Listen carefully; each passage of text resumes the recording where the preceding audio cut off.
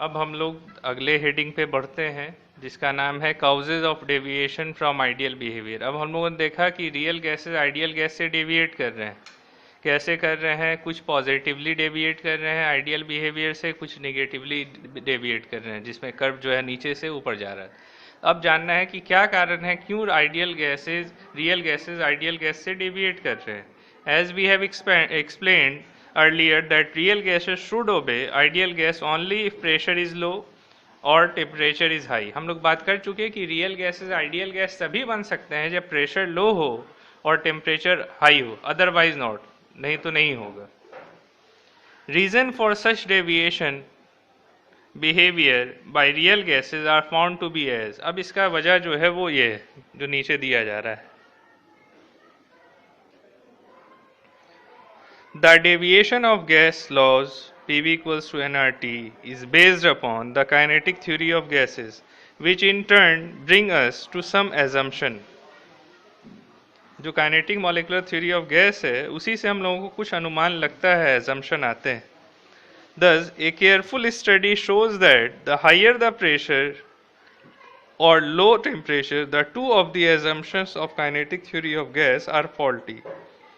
अब यहाँ पे कहा यह जा रहा है कि अगर प्रेशर को हाई कर दें और टेम्परेचर को लो कर दें तो दो एजम्पशन जो था काइनेटिक मॉलिक्यूलर थ्योरी का वो गलती होता है, वो गलत हो जाता है। कब? अब आइडियल गैस फॉलो करेगा कब? जब प्रेशर होगा लो, टेम्परेचर होगा हाई। लेकिन अगर प्रेशर को हाई कर दें और टेम्परेचर को लो कर देंगे तब ये एजम्पशन फॉल्टी हो जाएगा काइनेटिक थ्योरी ऑफ गैस, जो बतलाता है कि जब प्रेशर लो होगा और टेम्परेचर हाई होगा तब काइनेटिक थ्योरी ऑफ गैस जो है वो आपका वैलिड है। लेकिन अगर उल्टा कर दें, प्रेशर को हाई कर दें और टेम्परेचर को लो कर देंगे तो kinetic molecular theory of gas जो है वो फॉल्टी हो जाता है। तो अब क्या फॉल्ट है उसमें वो देखें। पहला fault, volume occupied by the gaseous molecules is negligible as compare to total volume of the gas. तो कहा गया था कि अगर प्रेशर लो हो और टेम्परेचर हाई होगा तो volume occupied by the gaseous molecule क्या हो जाएगा? Negligible as compare to total volume of the gas. तो कंडीशन याद रखिए, ये कब है? जब प्रेशर लो है, टेम्परेचर हाई है, तब ये कंडीशन होगा। पहला एजम्पशन जो था kinetic molecular theory of gas का। दूसरा क्या था? द फोर्स ऑफ अट्रैक्शन और repulsion between the gaseous molecules are negligible. Force of attraction और रिपल्शन गैसियस मॉलिक्यूल के बीच में क्या है? नेग्लिजिबल है, ना के बराबर है। क्यों? क्योंकि टेम्परेचर हाई है। अब टेम्परेचर हाई होने, अब प्रेशर लो है, टेम्परेचर हाई होने का इंटरमॉलिक्यूलर स्पेस बहुत बढ़ जाएगा। तो जो फोर्स ऑफ अट्रैक्शन लगना चाहिए दो गैसियस मॉलिक्यूल्स के बीच में नहीं लगेगा, तो इसके कारण फोर्स ऑफ अट्रैक्शन और रिपल्शन गैसियस मॉलिक्यूल्स के बीच क्या हो जाएगा? नेग्लिजिबल। तो अब उसी पे बात करते हैं आगे। द टू एजम्पशन और पोस्टुलेट आर ट्रू। ये तभी सही होते हैं जब प्रेशर लो हो और टेम्परेचर क्या हो? हाई, जो कहा जा रहा है शुरू से। So that the distance between the molecules is large. अब प्रेशर लो होगा, टेम्परेचर हाई होगा तो डिस्टेंस इंटरमॉलिक्यूलर डिस्टेंस मॉलिक्यूल के बीच में लार्ज होगा, तब तो सही है। लेकिन अगर प्रेशर को हाई कर दें, टेम्परेचर को लो कर देंगे तो ये दोनों पोस्टुलेट गलत हो जाता है। तो वही कह रहा है आगे कि but if pressure is high और temperature is low then gaseous molecules comes closer. अब जब टेम्परेचर लो होगा, ठंडा होगा तो एक दूसरे से करीब आएगा, क्लोजर होगा, comes closer to each other and hence under this condition. अब उस कंडीशन में क्या होगा? अंडर दिस कंडीशन, पहला पॉइंट जो था, द फोर्स ऑफ अट्रैक्शन और repulsion between the molecules may not be negligible. अब जब दोनों करीब आ जाएंगे तो अब उस फोर्स ऑफ अट्रैक्शन लगने लगेगा। अब उस फोर्स ऑफ अट्रैक्शन को नेग्लिजिबल नहीं माना जा सकता है। As a result gas will never liquefy. इसके कारण जो है गैसेस लिक्विफाई भी नहीं हो पाते हैं। But as we know that gases do liquefy when cooled and compress. अब ठंडा करते हैं गैस को और कंप्रेस करते हैं, प्रेशर बढ़ाते हैं तो लिक्विफाई भी हो जाता है। तो ये पहला पॉइंट था, इस पे मेन ध्यान देना है। One, the forces of attraction और repulsion between the molecules may not be negligible. अब नहीं माना जा सकता। कब? जब प्रेशर हाई रख दिया जाए और टेम्परेचर को लो रखें तो kinetic molecular theory of gas आपका फॉल्टी हो जाता है। अब दूसरा पॉइंट में क्या चेंज आएगा वो देखना है। The volume occupied by the gas में be so small that the volume occupied by the molecules may not be negligible। अब volume occupied by the molecule को अब नेग्लिजिबल नहीं माना जा सकता, उसको लेना होगा, आपको कंसिडर करना पड़ेगा। Volume occupied by the gases जो है स्मॉल ज़रूर है, लेकिन वॉल्यूम ऑफ द मॉलिक्यूल को आपको अब कंसिडर करना पड़ेगा, क्योंकि अब उसका स्पेस कम हो गया, इंटरमॉलिक्यूलर स्पेस घट गया है। क्यों? क्योंकि प्रेशर घट गया है, प्रेशर बढ़ा है, टेम्परेचर घट गया है। ठीक है, तो ये दो एजम्पशन है। अब इक्वेशन दिया जा रहा है, बहुत इंपॉर्टेंट है ये जानना आपको। ये इक्वेशन यहाँ से बहुत इंपॉर्टेंट पॉइंट से स्टार्ट होता है। Equation of state for real gases, और एक इक्वेशन आने वाला है बहुत इंपॉर्टेंट है, जिसका नाम है वंडर वाल इक्वेशन। अब वंडर वाल इक्वेशन क्या है वो जान लीजिए।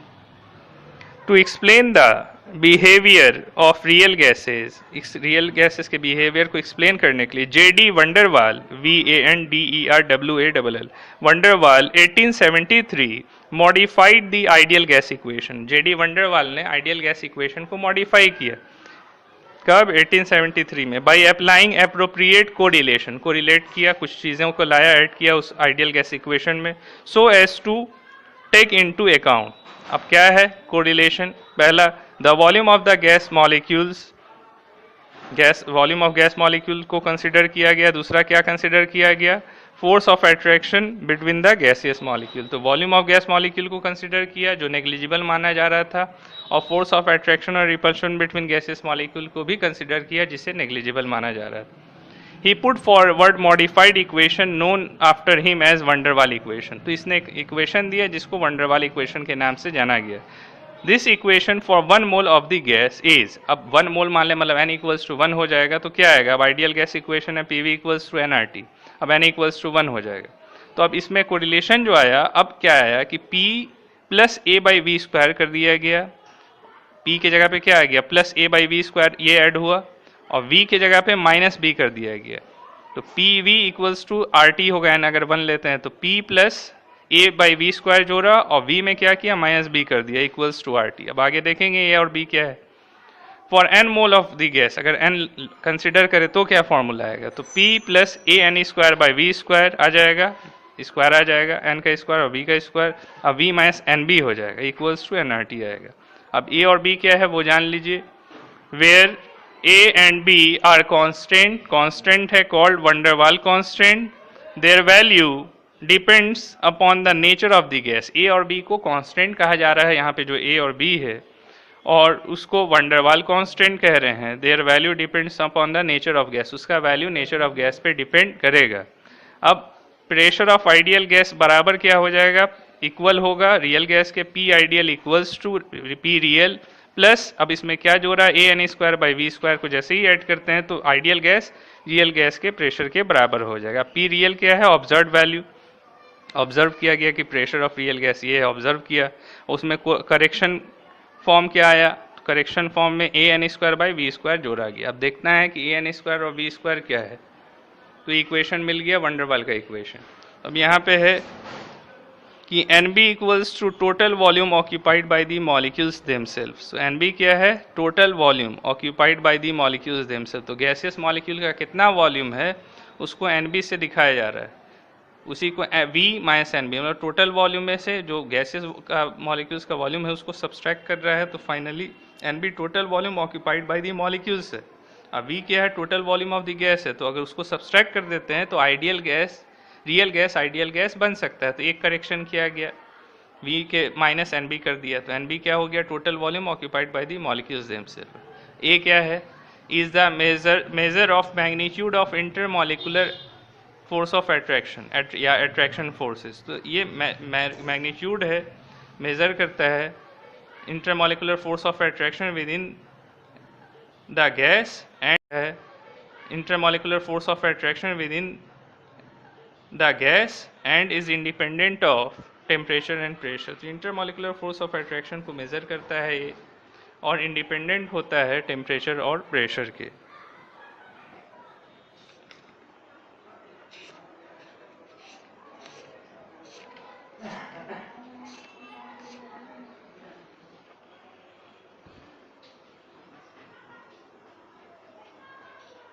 अब जो है क्वेश्चन नंबर 23 है NCERT का, वो देख सकते हैं हम लोग इस पे बेस। उसमें क्या है क्वेश्चन नंबर 23 में, लास्ट क्वेश्चन देखिए। Explain the significance of van der Waals parameters. तो क्या इंपॉर्टेंस है वंडरवाल पैरामीटर ए और बी का? तो A is a measure of magnitude of the intermolecular force of attraction. A किसको मेजर करता है? मैग्नीट्यूड को। किसके? इंटरमोलिकुलर फोर्स ऑफ अट्रैक्शन के। While B is a measure of effective size, effective लिखा हुआ है, effective size of the gaseous molecule. तो बी किसको मेजर कर रहा है? Effective size of gaseous molecule को। और ए किसको मेजर करता है? Intermolecular force of attraction. Magnitude of intermolecular force of attraction को ए मेजर कर रहा है, जबकि बी मेजर किसको कर रहा है? Effective size of the gaseous molecule को बी मेजर कर रहा है।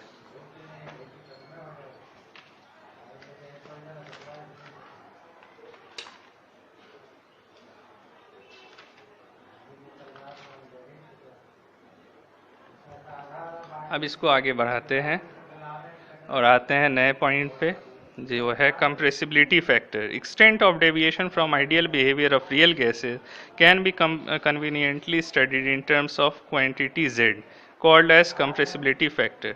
तो कितना डेविएट कर रहा है आइडियल बिहेवियर रियल गैस से, उसको स्टडी करने के लिए एक फैक्टर है जिसका नाम है compressibility factor, which is defined as z equals to PV by NRT। जिसका फॉर्मूला क्या था? कंप्रेसिबिलिटी फैक्टर को z से दिखाते हैं, z equals to PV by RT। It is a ratio of product, ये रेशियो है इसका प्रोडक्ट का PV and NRT। It is a ratio of product of PV and NRT। अब पहला पॉइंट है इसका कंप्रेसिबिलिटी फैक्टर का क्या है? For a ideal gas PV equals to क्या होता है? NRT। और कंप्रेसिबिलिटी फैक्टर Z बराबर क्या होता है? 1 के। फॉर रियल गैसेस PV नहीं इक्वल होता है, does not equals to NRT, और Z भी इक्वल नहीं होगा 1 के। Hence 2 cases arises, 2 case arise कर रहा है। पहला है when Z is smaller than 1, अगर Z का वैल्यू 1 से छोटा है। किसके लिए आता है? For methane and carbon dioxide the gas is said to show negative deviation, मतलब जिसका कर्व नीचे से जा रहा था, negative deviation. This implies that gases is more compressible. तो याद रखना है कि जो निगेटिव डेविएशन शो करे आइडियल गैस से और जिसका value Z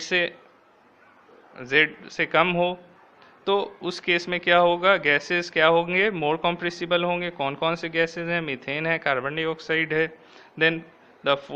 Then from ideal behavior also attribute to attractive forces among the molecules of these gases, और force of attraction भी इसमें ज़्यादा होगा। दूसरा केस भी Z बड़ा हो जाए, when Z is greater than 1, तो कौन से गैस आएंगे? H2 और He आएगा।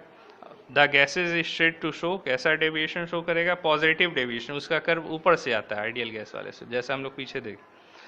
Positive deviation, this implies that gas is less compressible है हाइड्रोजन और helium than from ideal behaviour, and also attribute to strong repulsive forces among the molecules, और इसमें रिपल्सिव फोर्स काम करता है, जबकि निगेटिव डेविएशन में अट्रैक्टिव फोर्सेस काम कर रहे हैं, जबकि पॉजिटिव डेविएशन वाले में रिपल्सिव फोर्स काम करता है। यहाँ आया, so greater the departure in the value of Z from unity greater or deviation from ideal behaviour. तो जितना Z के वैल्यू से दूर होगा, मतलब Z इक्वल्स टू 1 से ज़्यादा या 1 से कम जितना ज़्यादा होगा उतना डेविएशन ज़्यादा होगा आइडियल बिहेवियर से रियल गैसेस का। अब देख लीजिए एग्जाम्पल है। For example, at same temperature and pressure extent of deviation depends upon the nature of gas. तो अब अलग अलग गैस का अलग अलग बिहेवियर होता है सेम टेम्परेचर और प्रेशर पे। तो ये दिखा रहा है कंप्रेसिबिलिटी फैक्टर है वाई एक्सिस पे, प्रेशर है ATM में Z एक्स एक्सिस पे।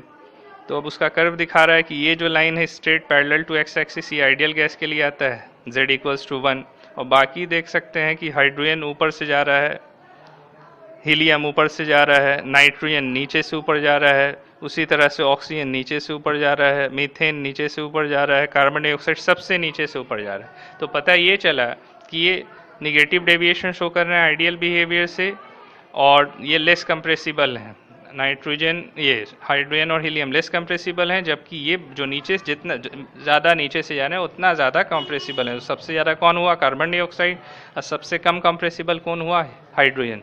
हाइड्रोजन पॉजिटिव डेविएशन शो कर रहा है, जबकि carbon dioxide negative deviation show कर रहा है आइडियल बिहेवियर से। तो वही है, लाइन लिखा जा रहा है, variation of compressibility factor for some gases. Thus at intermediate pressure carbon dioxide show much larger negative deviation than hydrogen और नाइट्रोजन। तो हाइड्रोजन नाइट्रोजन से ज़्यादा कौन शो कर रहा है नेगेटिव डेविएशन? Carbon dioxide. तो ये बात समझ में आ गया है हम लोगों को।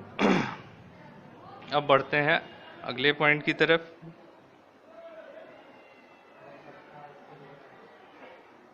यहाँ से स्टार्ट करेंगे, बाकी क्लियर है वहाँ तक। The temperature at which a real gas behaves like an ideal gas over an appreciable pressure range is called Boyle's temperature or Boyle's point। तो वैसा टेम्परेचर जिस पे रियल गैसेस बिहेव्स किसके तरह कर रहा है? Like ideal gas over an appreciable pressure range में, प्रेशर के रेंज में। तो उस टेम्परेचर को क्या कहते हैं? बॉयल्स टेम्परेचर और बॉयल्स पॉइंट। अब ऊपर में जो था वो इंपॉर्टेंट नहीं है, इसलिए यहाँ से हम लोग स्टार्ट किए। तो ये यहाँ से आप फॉलो कीजिएगा। The temperature at which real gas behaves like an ideal gas over an appreciable pressure range is called Boyle's temperature और Boyle's point. Further from graph it may be seen that at ordinary pressure Z is very near to 1, deviation from Z from ideal behavior are so small that ideal gases gas law can be applied. तो ये कहा जा रहा है उसके बारे में थोड़ा बहुत। अब सिग्निफिकेंस क्या है कंप्रेसिबिलिटी फैक्टर का, वो जान लीजिए। तो the significance of compressibility factor as in deviation. तो z इक्वल्स टू क्या होता है? P by N are T लेते हैं। तो अब z equals to P by N are T, ये v क्या है? रियल गैस का वॉल्यूम। तो if the gas show ideal behaviour तो पी आइडियल लेंगे, इक्वल्स टू क्या हो जाएगा? N are T. अब क्या है? वी आइडियल इक्वल्स टू क्या हो जाएगा? वी आइडियल इक्वल्स टू, अब पी नीचे चला जाएगा, पी तो N R T by P आएगा, इक्वेशन 2 मान लिया गया। Substituting the value of N R T by P, ये वाला value N R T by P in equation 1। एन आर टी बाई पी है, उल्टा है, अपोजिट है, इन्वर्टेड है। तो उसकी जगह पे क्या ले सकते हैं? वी आइडियल ले सकते हैं ना, वी आइडियल हो जाएगा। तो फॉर्मूला क्या आ जाएगा? z equals to V real by V ideal. तो ये कंप्रेसिबिलिटी फैक्टर का सिग्निफिकेंस हो गया, यहाँ दिखाया जा रहा है। The compressibility factor is the ratio of actual molar volume of the gas experimentally observed value to the calculated molar volume considering as an ideal gas at same temperature and pressure। तो compressibility factor क्या है? Ratio है किसका? Actual molar volume of the gas divide by calculated molar volume of the gas. अब significance हम लोग wonder वाल constant का देख चुके हैं, दोबारा से आया है, इसको देख लेते हैं। सिग्निफिकेंस ऑफ वंडर वाल कांस्टेंट। पहला वंडर वाल constant A, its value is a measure of magnitude of attractive forces among the molecules, देख चुके हैं हम लोग क्वेश्चन में भी, of gas greater the value of a larger the intermolecular force of attraction. तो ए का वैल्यू जितना ज़्यादा होगा उतना ही ज़्यादा लार्जर फोर्स ऑफ अट्रैक्शन भी होगा। वंडर वाल कांस्टेंट बी, तो its value is measure of effective size of gas molecule, its value is equals to 4 times the actual volume of the gaseous molecule. तो बतलाता है कि बी जो है उसका वैल्यू जो है बराबर है 4 टाइम्स किसके? Actual volume of the gaseous molecules के बराबर है। It is called excluded volume और को वॉल्यूम। तो बी को एक्सक्लूडेड वॉल्यूम और को वॉल्यूम भी कहा जाता है। अब यूनिट आ जाता है, दोनों का क्या यूनिट है? यूनिट ऑफ वंडर वाल कांस्टेंट। तो यूनिट ऑफ ए क्या हो जाएगा? तो फॉर्मूला था P equals to A N square by V square. तो ए इक्वल्स टू क्या हो जाएगा? P into V square by N square. तो पी का यूनिट होगी एटीएम, वॉल्यूम का लीटर स्क्वायर। अब मोल का क्या आ जाएगा? नीचे से ऊपर आया तो पर मोल इनवर्स 2, ठीक है। और बार में लेंगे तो बार डेसीमीटर क्यूब पर मोल। और उसी तरह यूनिट ऑफ बी क्या हो जाएगा? तो B equals to N B होगा, तो B equals to V by N. तो वी का यूनिट लीटर, एन का यूनिट मोल, तो लीटर पर मोल आ जाएगा बी का यूनिट। और डेसीमीटर क्यूब पर मोल भी हो सकता है, ठीक है। दोबारा से इसको क्लियर करें। प्रेशर का एटीएम, वॉल्यूम का लीटर स्क्वायर, एन का मोल इनवर्स, मोल स्क्वायर आएगा तो ऊपर आएगा तो क्या हो जाएगा? पर मोल पे पावर 2 हो जाएगा। तो इस तरह से हम लोगों ने यहाँ पे ख़त्म किया।